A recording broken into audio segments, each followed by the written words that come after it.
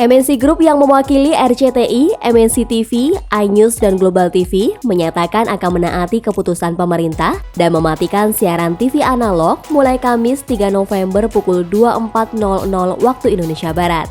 MNC Group mengatakan keputusan ini menyusul adanya permintaan dari Menko Polhukam Mahfud MD untuk melakukan pemadaman siaran TV analog atau analog switch off di Jabodetabek mulai Rabu 2 November tengah malam.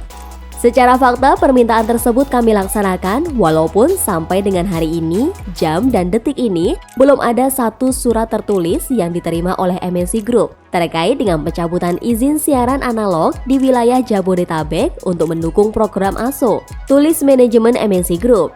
MNC juga menyebut bahwa secara hukum tidak ada kewajiban untuk melaksanakan pemadaman siaran TV analog ini.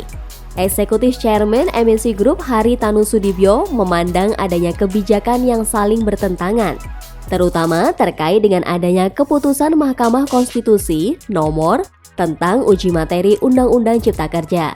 Salah satu petitum putusan menyatakan untuk menangguhkan segala tindakan atau kebijakan yang bersifat strategis dan berdampak luas, serta tidak dibenarkan pula menerbitkan peraturan pelaksanaan baru berkaitan dengan Undang-Undang Nomor 11 Tahun 2020 tentang Cipta Kerja. MNC menganggap keputusan ASO terbatas di wilayah Jabodetabek bukan perintah undang-undang, tetapi adalah keputusan dari Kominfo semata. Meskipun tetap tunduk dan taat atas permintaan pemerintah, MNC akan mengajukan tuntutan secara perdata dan atau pidana sesuai hukum yang berlaku demi kepastian hukum dan kepentingan masyarakat luas. Sementara itu, PT Visi Media Asia Tbk Viva sebagai induk usaha dari Antv dan TV One mengumumkan menghentikan siaran analog di Jabodetabek pada 3 November 2022 pukul 24.00 waktu Indonesia Barat. Viva menyampaikan pemadaman tersebut untuk memenuhi permintaan pemerintah melalui Kemenko Polhukam. Meski begitu, Viva menyadari bahwa akses siaran digital masih sangat minim dan masih ada multitafsir terhadap implementasi peraturan perundang-undangan.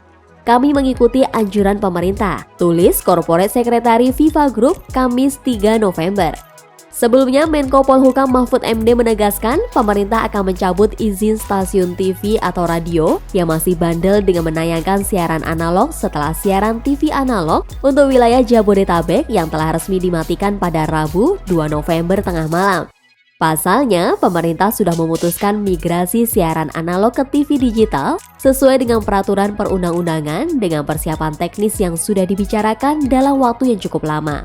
Namun, ada beberapa TV swasta yang sampai sekarang tidak mengikuti atau membandel atas keputusan pemerintah tersebut, yaitu RCTI, Global TV, iNews, MNC TV, ANTV, TV One, serta Cahaya TV.